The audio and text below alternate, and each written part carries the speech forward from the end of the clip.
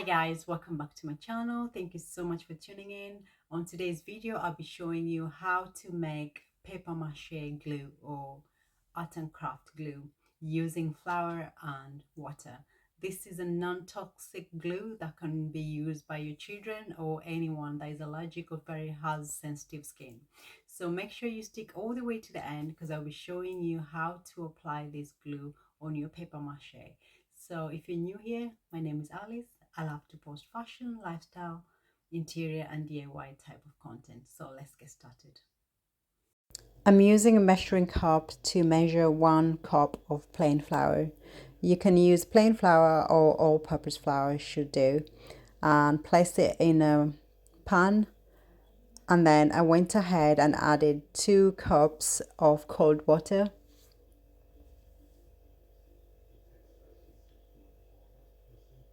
And mix it well and make sure you heat it up for 5 minutes.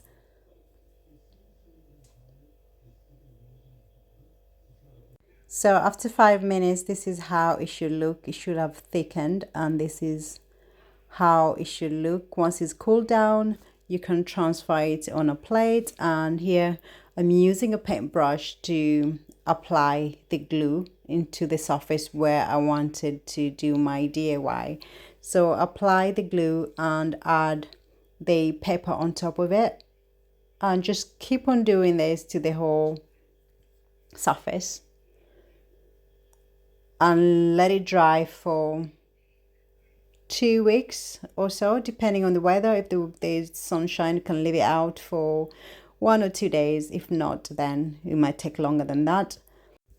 And the good thing about this glue is not toxic, is children friendly, and it saves you a lot of money because you can use on a lot of your DIY or art and craft activities. If you like this video so far, you can give it a thumbs up, and if you've not subscribed to my channel, it will mean the world to me if you do so.